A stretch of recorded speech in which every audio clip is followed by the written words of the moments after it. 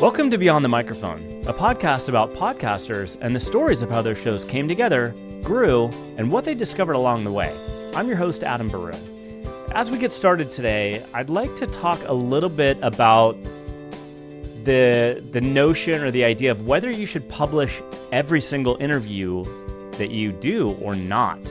Kind of started a lively debate or discussion on a Facebook group thread that I'm on the other day. And everybody had some really differing but good opinions. I mean, I don't think there's one right answer. So I'll start by saying that I don't think there's one right answer. And again, the idea is what if you have a guest come on your podcast and, I get the benefit of having podcasters on my podcast, so everybody should be pretty well-spoken. But oftentimes, you might interview somebody who is a scientist or an engineer, or, so they may be a little flat in their delivery or just not the best public speaker. And so what do you do at that point? Are you of the mind where, as a courtesy to the guest for their time and coming on, I publish everything? And I get that.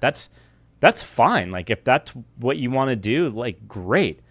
There's the other end of that conversation where I'm producing content. Some of the content may not align with, the overall theme of what I'm trying to achieve or the aesthetic. And so I only will publish those interviews that I feel will resonate with my audience and have people get engaged and want to come back for more. So there's that side of it, and that's totally fine too. I don't know if, for those of you guys listening, how many people have had to make this decision. I've had to do it, and I've talked to people when I used to do pre-interview kind of screens with my last podcast. That kind of fleshed things out, but still I'd interview somebody and I'd listen to it afterwards and man, it was really. They kind of went off on 400 different tangents, and it was really a tough one. Personally, I wouldn't publish everything. That's my own take on it. I do think about what my audience, and even when I kind of was concepting Beyond the Microphone, I went through the process of defining personas, right? And so those, that's useful. I name them too. So Mark. Will Mark be engaged by this content if I publish it? Or will Mark not be engaged? Will Jennifer be engaged and want to come back for more by hearing this episode? Or will it fall flat and maybe she just won't pay attention to the next episode? Important questions, good questions. Again, I don't think there is a correct answer. It really is just, your own aesthetic and your own vision for what you want out of your podcast. So it's an interesting topic, that's for sure. So anyway, with that, let's go ahead and introduce our guest today. Her name is Virginia Jones, and she's the host of the podcast, the Vintage Café Podcast, featuring inspiring and encouraging life stories, issues of our day, history long since forgotten, ideas for living a self-reliant life, and more. The Vintage Café Podcast has a listen score of 25 and is ranked in the top 10%. She's been producing for almost 3 years now. So Virginia, welcome to Beyond the Microphone. Yes, thank you for having me, Adam. It's a pleasure. You got it. So let's start with just your story and your podcast. What is the Vintage Café Podcast? It seems pretty compelling with just some different stories. I love the storytelling podcasts and, issues of our day. So there's, talk about current events. So, in your words, what's the premise of the Vintage Café Podcast? And, how did you, what led to you wanting to start that podcast? So my husband and I homeschooled our two daughters, and our youngest is still living at home. So she graduated in 2016. And when I got done homeschooling, there was a huge void in my life. So I'm like, okay, what do I do now? Because I didn't really have anything set up right away. So I happened to be listening to a podcast called The Cabinet of Curiosities. And on there, he had an advertisement about Anchor. And so that's a podcast host platform. And so as he was telling this or doing this ad, I'm like, that sounds like fun. That would be something I think I could do. And so at the time, I think I might have had an iPhone. And I started on Anchor, and I just started episodes about Regency. I love Jane Austen. I love her novels. So I started talking about Regency history. And then the issues of our day. I've got topics on there about the COVID-19, about the critical race theory. So I like to approach things on there. And as far as conversations, for the Vintage Café podcast, I wanted it to be as though, we're just sitting across the table with a cup of coffee and we're just having deep conversations. I try to ask questions that are outside of the box, not just these general questions, but really try to get down deep with things. And so I started on Anchor, and then I think I moved to Red Circle. I had that for a little while, and then I eventually ended up on Podbean. So I've been on there for, goodness, a year and a half, maybe 2 years. And October will make 3 years that I've been podcasting. And I absolutely love it. Well done. Congratulations on your 3-year mark. And so a little bit more about what you do. I mean, do you have like a mix of like interviews? Do you do guest interviews? Is it more kind of just monologue style? What's the format of the Vintage Cafe podcast? I started out with having episodes, like I said, about history and the different current issues. And then I got on a group called Podmatch. And so they find guests for you. And and that's where I found to be on your show.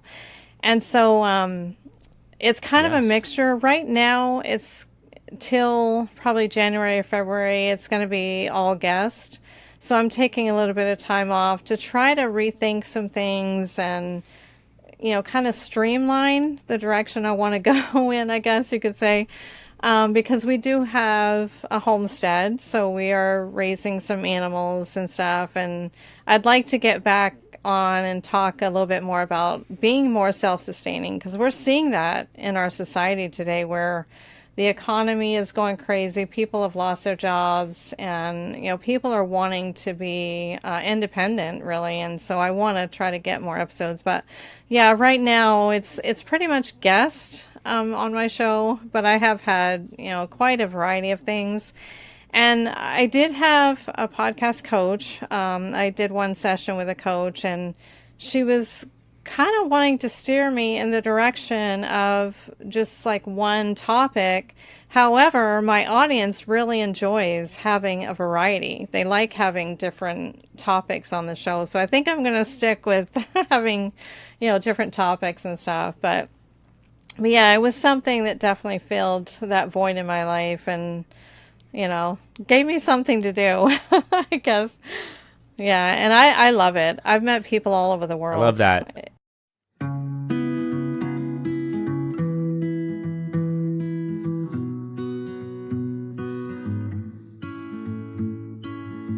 Hey there, fellow podcasters. This is Tori Barker of the Creative Visionaries Podcast, and I'm excited to introduce you to Podtask, the all-in-one platform designed to streamline your workflow and take your show to the next level. If you're tired of feeling overwhelmed by the tasks required to manage your podcast, then check out Podtask, where you can easily streamline your podcasting process and simplify your workflow.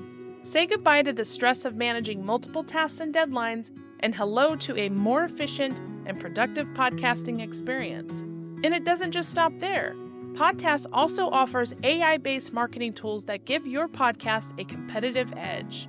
As a fellow podcaster, I know from experience how important it is to have a reliable and efficient tool like Podtask to keep you on track. It helps save me so much time in post-production, which allows me to focus on what really matters, creating great content for my listeners. So if you're ready to take your podcast to the next level, head over to podtask.com and sign up for a free forever plan and get started today.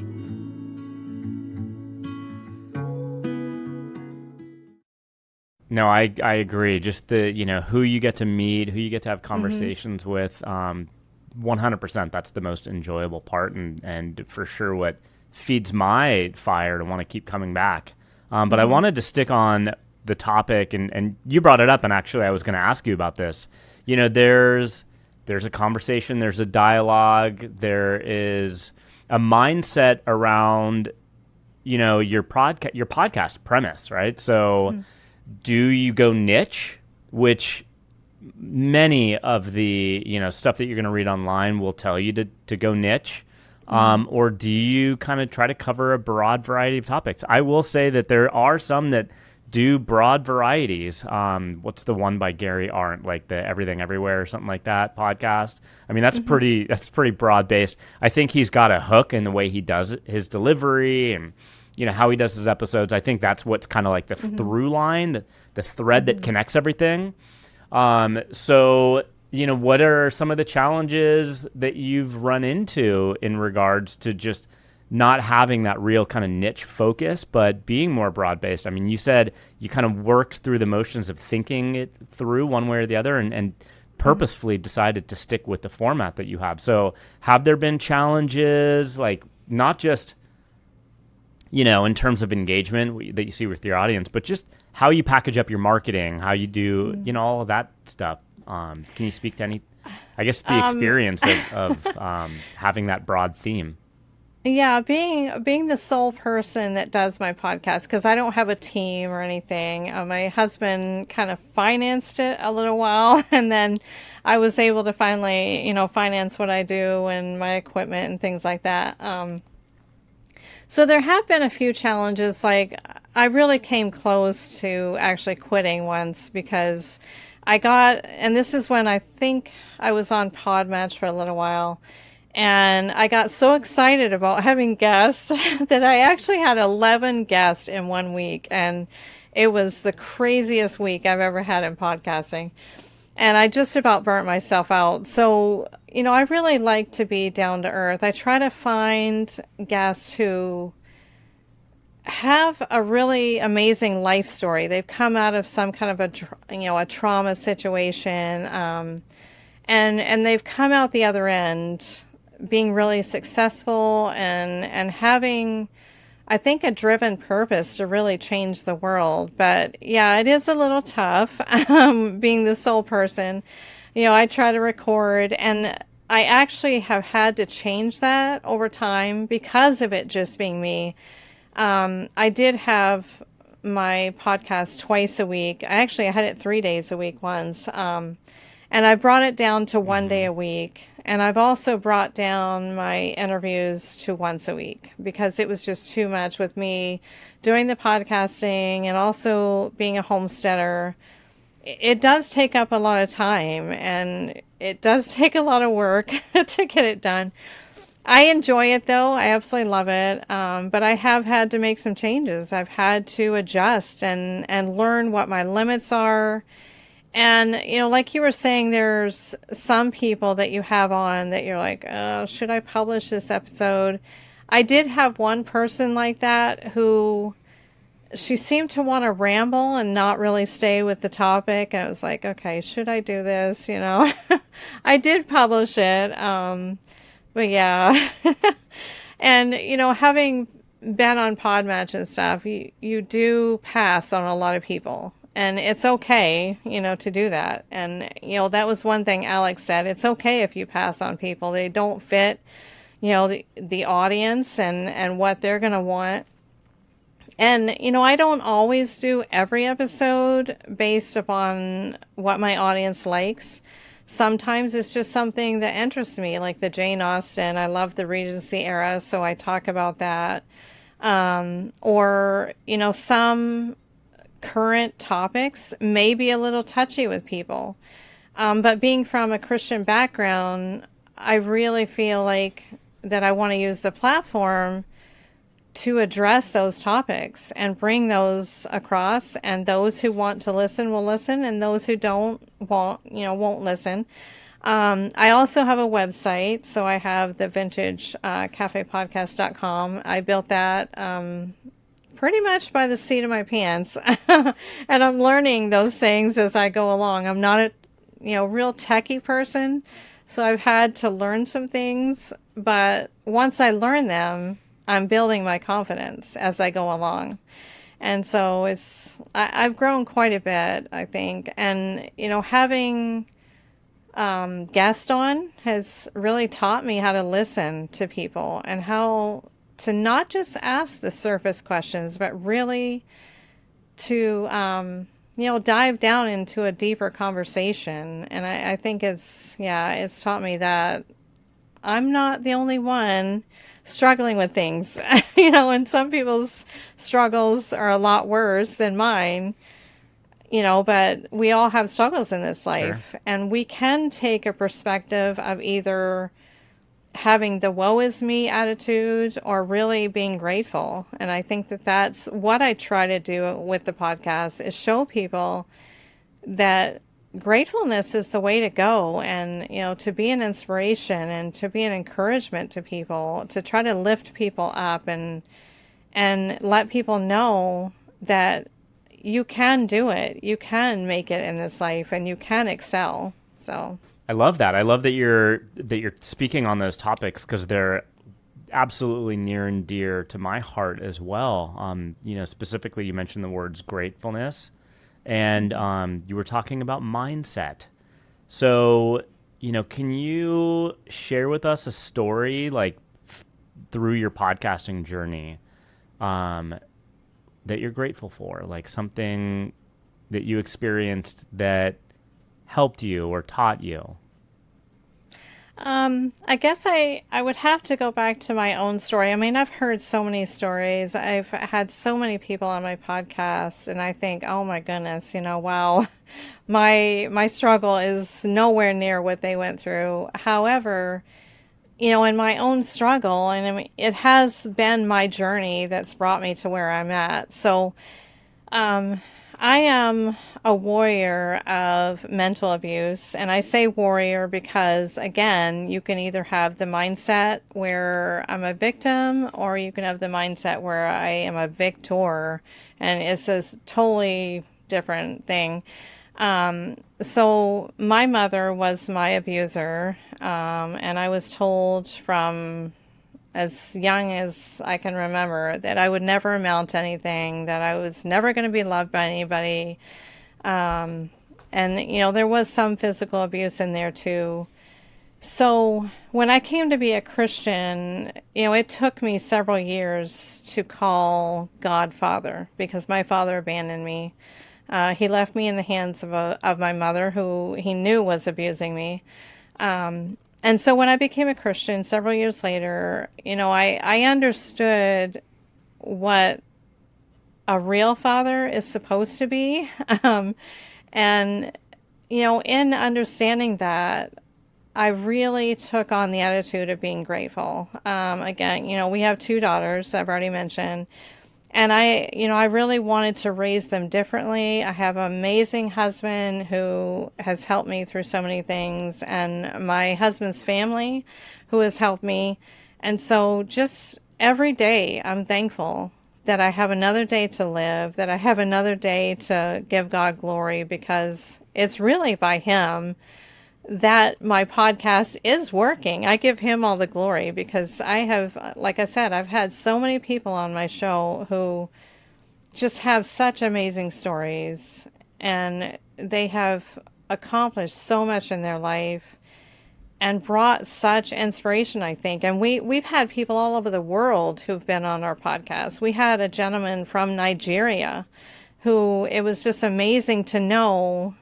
And this is the beauty of podcasting, that to know that people in Nigeria are actually listening to your podcast is actually really humbling, I think, and it's so amazing. But yeah, it's because of where I've been, I can say to people, you can do it. You can make it out of any situation that you're in, whether you think that your struggle is insignificant or not. God knows, and He is able to help you through it. And so each and every day is just a blessing to me.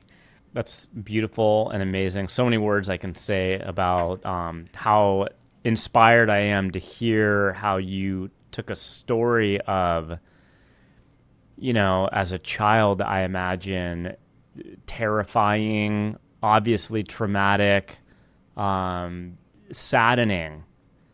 How and real quickly, I'll share with you without going into a lot of detail, but I have had a similar experience. I mean, my podcasting journey actually manifested from some healing work that I began with just a dear person that I met as an executive coach who's now a great friend of mine. And I, in the last 2 years, or is it 3? Maybe it's 3 years now, it's, this whole podcasting side of my life and just mindset shift has really taken effect. But I just turned 50, and it's really interesting to look at how, I lived for like 46, 47 years with this really kind of victim mindset and a lot of negative self-talk. I mean, there was just, I had a lot of trauma as a child also. And so I think, when I hear stories, and I had not heard this termed this way before, but you said, are you a victim or a victor? And I think that's so profound because,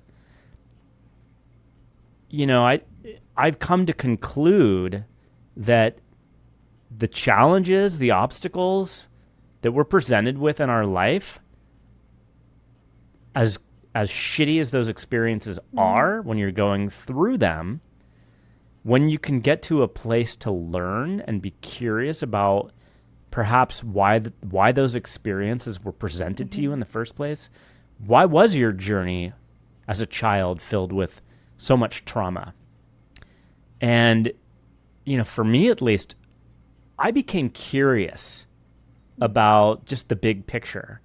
Maybe it was turning 50. I don't know, but I became very curious as to why, what am I supposed to learn from all these experiences I had? And that curiosity really helped me with the mindset, becoming the victor. It's weird to say, but and obviously if I could change things, maybe I would, but going back to gratitude, I think I am grateful for all of the experiences I've had in my life. I hope that there's many more on the positive and fun side. And I do Absolutely. Totally think that, that is all ahead of me, right? But, going back, for you and kind of sticking with this journey, how long did it take you to have this, you mentioned your story involved, kind of like finding your religion, finding, God as your father, as you described. How long did this process, this mindset shift take for you? And what advice could you give to somebody that maybe they're not there yet? They don't know. They don't see the big picture. I guess, how long did the journey take for you? What can you tell us about that? And what advice would you give to somebody maybe going through that? Well, my journey is not over with that, because when a person experiences mental abuse, there is healing, but I don't think there's any finality, if that makes sense. I still have days when I struggle with it. So I ended up leaving home when I was 16. And I think that was when I started to say, okay, I can't live like this anymore. And at that time, I was actually dating my future husband. And, he began to help me and encourage me. I had people that surrounded me that helped me and encouraged me. So I would say around 16 years old, now 52. So, it's a lifelong journey. And every day you have to choose to be grateful. Every day you have to choose to say positive things in your life. I'm also one who does a lot of journaling, and I was just thinking the other day how I've kind of gotten away from that. I've gotten away from journaling, and I want to go back to it. And the reason I would say something you can start right now is just journal a little bit every day. Just write down some positive things. Try to find something, because everybody can find one thing that they're thankful for. And even if it's one thing, that is a start. And so in journaling, when I have been journaling, I look back and say, 2 years ago, and I see how I've grown. I see the things I need to work on. So having that mindset, it's an everyday thing. And, I do have some bad days. I do have days when my husband even has to tell me, look, you're not there anymore. You're not like her, or you're not, I'll catch myself worrying about me doing something like her, or turning into her, or, being like my father. And I have to remind myself, I am not them. I'm me. God has given me a unique and my own journey, and it's not their journey. So if you're struggling right now and you're really in the middle of it, believe me, I know what that's like. And I would just say, try to find something that you can be grateful for. Write down your feelings. Write down what you're struggling with. Write down the things that you're thinking and the things that you're hoping will change. And then as you're journaling, look back and see where you've come. And I think that that's so important because when you put it down on paper, it makes it more real than just being in your mind. I think when you actually set it down on paper, then it's like, okay, I can see where I need to work on. And the other thing is, find people that really will pour positivity in your life. I think that's so important. Surround yourself with people that are going to be supportive, that are going to pour that positivity, whether it be a friend or a pastor or a counselor, a teacher, whoever you can find that can really bring that positive. I think that's really, really important. I love that you're talking about journaling because that, for me, was a tool that really helped with my mindset shift as well. Mm-hmm. And I'd like to put a challenge out there actually to whoever's listening here today. And I didn't come up with this. I actually, I was listening to another podcast and that host put this challenge out there. So thinking about, us as, video game characters, like there's these avatars that are us running around, right? And as you're playing the video game, you can see your battery level and your health level just depleting, going back, mm-hmm. All the way down to zero. So the challenge is, for anybody who wants to take this up, I think it's a great exercise.